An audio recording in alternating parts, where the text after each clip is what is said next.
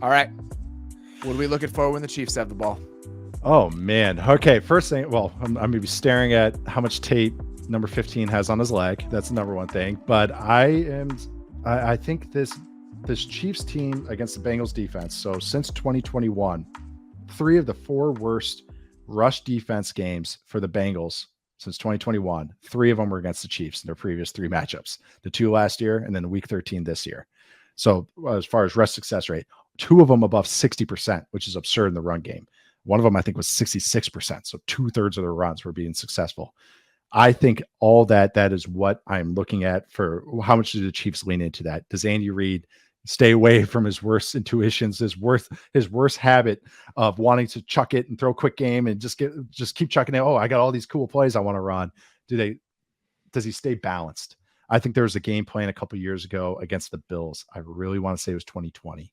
And the Chiefs threw for 200 and ran for 200.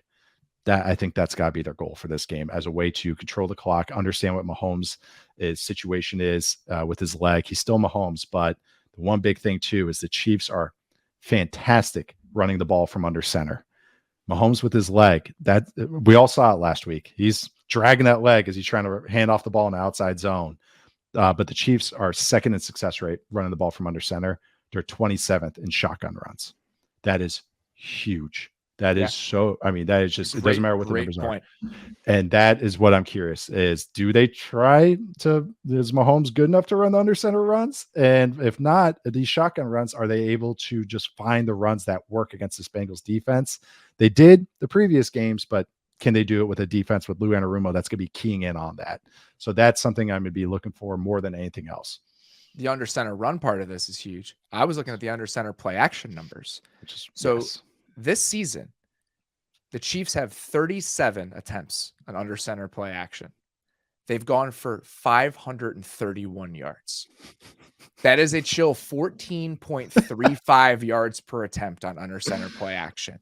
Yeah. And that may not seem like a huge deal. It's only 37 times. That's 2 chunk plays a game. Yep. You're creating 2 explosive plays a game with under center play action. The goal is to get 8 explosive plays in the game. So you're a quarter of the way there. Yes, 2 is huge. Can he do it? Yeah. Are you comfortable with him doing that? If not, that's just one more place where you can find some of those explosive that goes away. Their EPA per dropback on under center play action plays this season was 2.5 times the league average. It was so explosive. They're so good at it. And so the other side of the running game, I thought that the way the Bengals played them is a huge reason why they were able to run the ball that way. Yeah. Light box on 73.3% of the Chiefs' first downs in their week 13 matchup. The Bengals average on first down over the course of the season.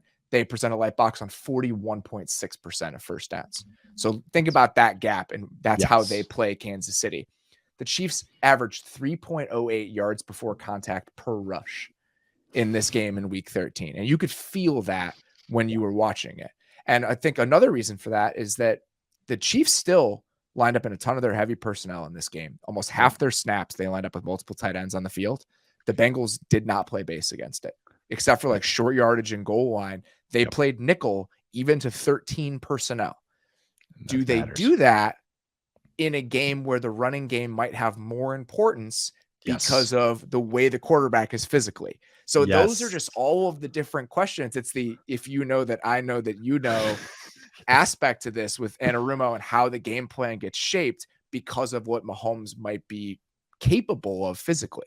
Yes. This is what it is as a play caller, guys. When you're putting together a game plan, you have all these little arrows, like not really literally, but in your brain, you're like, okay, well, if they're going to run this, then we have these 5 plays that we have to lean into that. But imagine it's like, oh, are they going to do that? What if we just wasted half of our practice prep time preparing against that? They just don't even run it. Like should we waste the time on that?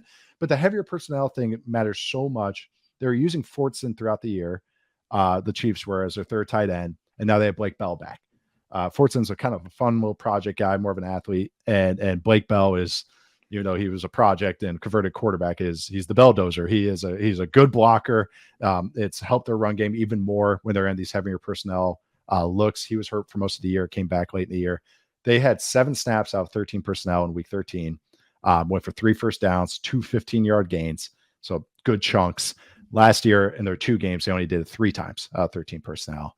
And talking about those light boxes and the AFC Championship game, especially.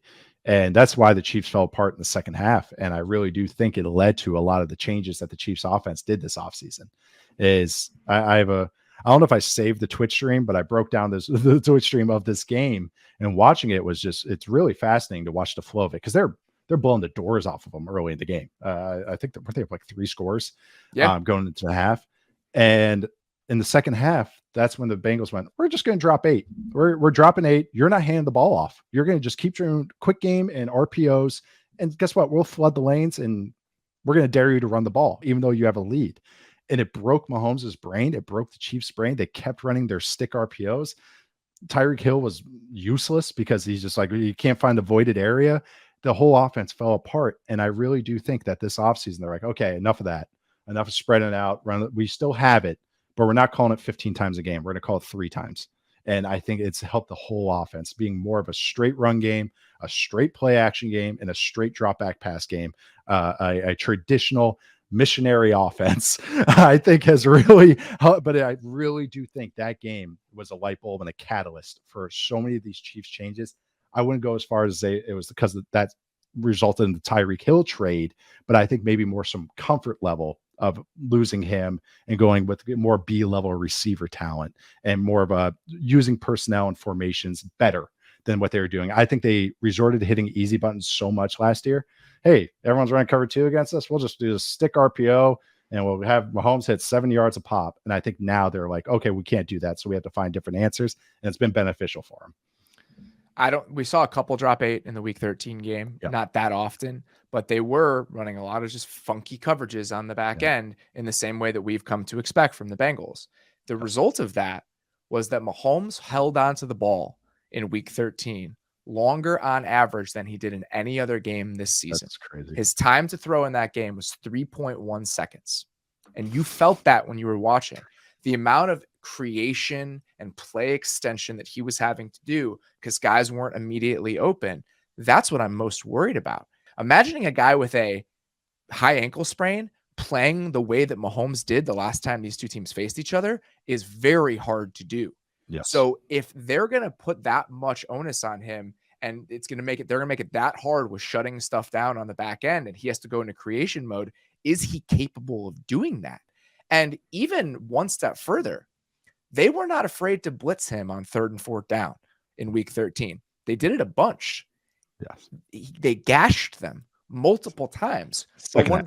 The second half, they gashed them multiple times. They were hard ass throws. Yes. To the point that I wouldn't necessarily be afraid to do it again, because one of the big plays that they had against cover 0, Mahomes literally takes the snap and sprints back 6 yards and launches it 45 yards over the top of the defense. Very normal way to approach that. Totally. Quarterback, by the way. Totally. But that's how I was taught. That's how Paul Chris taught me. That's the when you're getting cover 0, just run back 6 yards and throw it 45. Yeah. Easy. Can he do that?